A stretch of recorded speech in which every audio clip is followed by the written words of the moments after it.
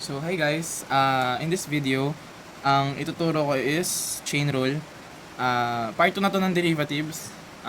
So, yung chain rule is actually for me the most important rule in differentiation. So, uh, papakita ko sa inyo yung visual or representation ng chain rule. Tapos, tsaka ko explain. Okay? So, we have dy over dx. Derivative of y with respect to x. So, parang d over dx of y is equal to dy over du times du over dx.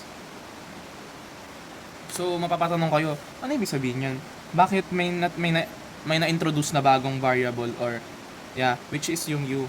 So, kasi sa chain rule, meron tayong inside function na i-derivative mo rin after mo i-derivative yung outside function. So, pakita ko. Bigyan ko ng example. So, we have y is equal to, let's say, 3x plus 7 raised to, let's say, 3. Yung inside function mo dyan, you can let that as u, which is yung parang nandito. Yung inside function mo is 3x plus 7. Tapos yung outside function mo, yun yung naka-raise sa 3. Diba? So, pakita ko muna using this, ha? So, u, maglila tayo ng u. Let u be equal to 3x plus 7. Okay? Tapos, i-derivative mo daw si y with respect to u. So, gawin natin muna siya in terms of u. So, y is equal to 3x plus 7 is u. So, bali u raised to 3. Right? Tapos, dy over du. So, dy over dx is equal to, ito yung y mo nga eh. So, i-derivative mo to with respect to u. So, bababa mo si 3, tapos babawasan mo to ng 2. So, you are differentiating the right function with respect to u. Tapos, chain rule, i-derivative mo pa si u with respect to x. So, this is actually du over dx. Right? Inside function mo si u. Inside function mo to, itong 3x plus 7. So, kapag in-explain ko siya ng ganito, ang gulo.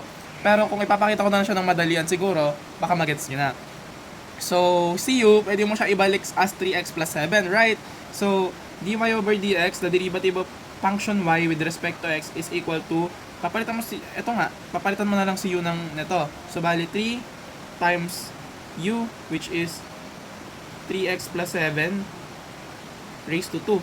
Right? Times the derivative ng u. Ano ba yung u?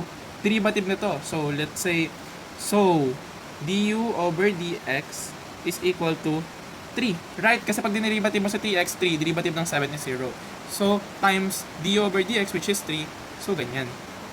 Right? Tapos, i-combine mo na lang si 3 and 3. So, we have dy over dx is equal to 9 times 3x plus 7 raised to 2. Right? Ayan yung actual process ng chain rule.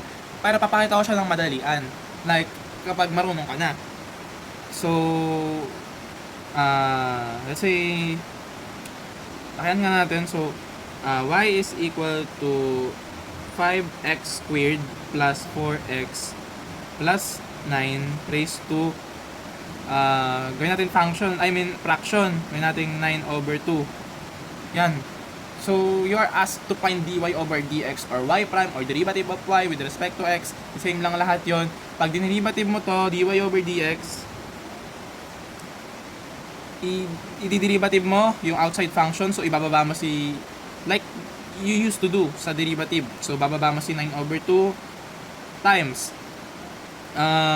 5x squared plus 4x plus 9 raised to, babawasan mo si ng isa, yung exponent. So, papayta ko lang ha, 9 over 2 minus 1. So, yung 1, pwede natin siya isulat as 2 over 2. So, 9 minus 2 is 7 over 2. Right? Elementary math yan.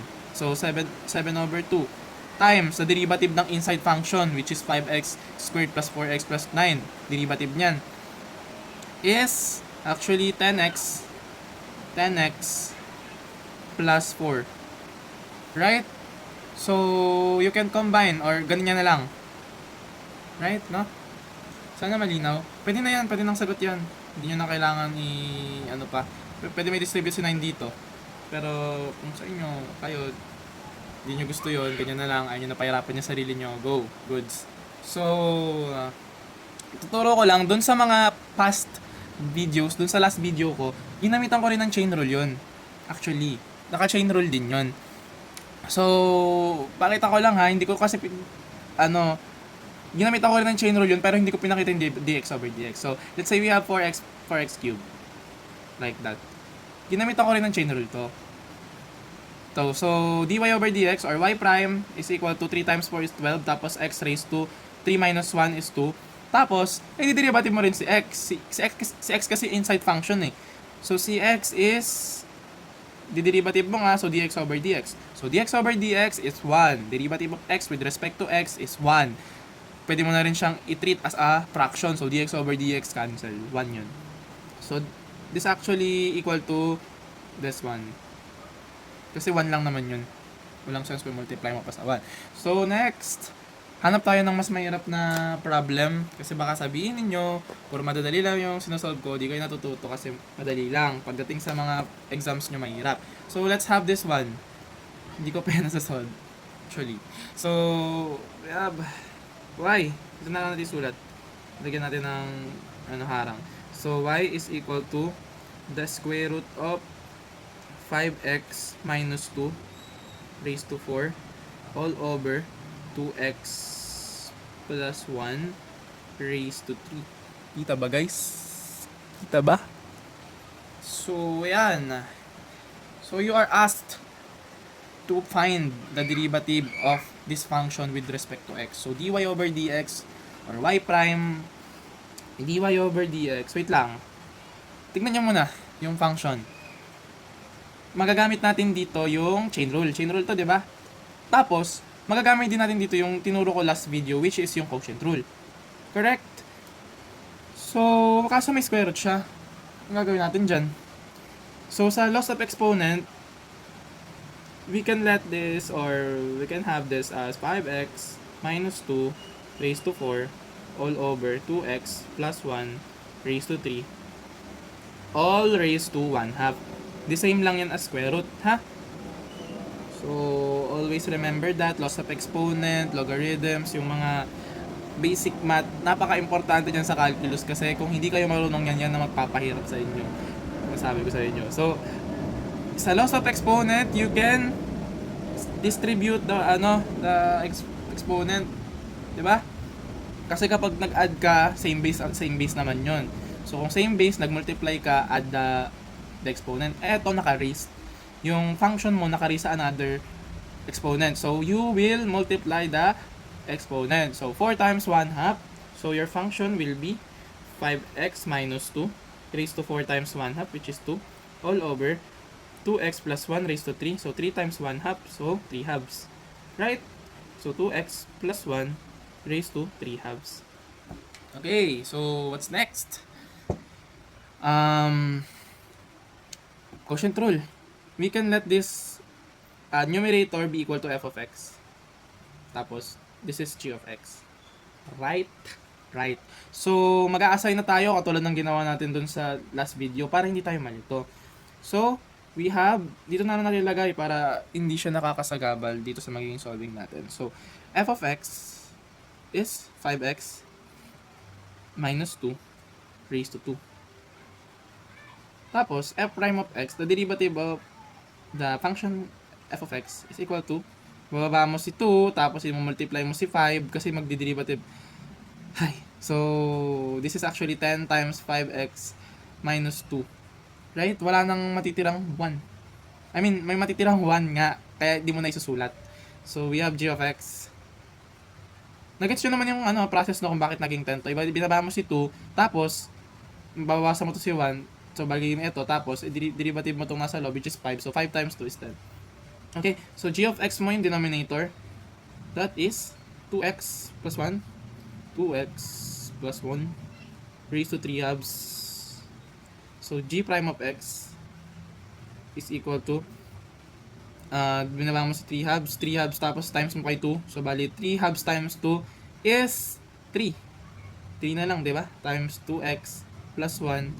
Tapos, babawasan mo to ng 1. So, 3 halves minus 1. So, 3 halves minus 2 over 2 is 1 half. So, na nakakasunod pa, no?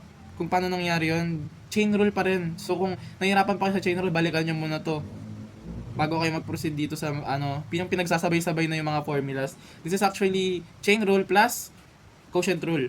So, yun guys. Practice and practice, makakabisado nyo yun, matututunan nyo yan. Kahit hindi kayo mag-spend ng napakahabang oras sa pagkakabisado, basta mag-practice kayo like 2 to 3 times a day, makakabisado nyo yung formula, makakabisado nyo yung ways or yung process. So, sulat ko pa ba yung product rule, yung quotient rule? Sige, sulat pa natin. Pero may nakalimutan ako, yung g of x squared. So, g of x squared, yun yung magiging denominator natin, right? Is equal to g of x, what is your g of x? Ito, no? So, 2x plus 1 raised to 3 halves, tapos it is squared. So, i-multiply mo lang to sa 2. Diba? So, bali magiging 3. Right? Correct. So, ito yung formula, no? Sulat ko pa.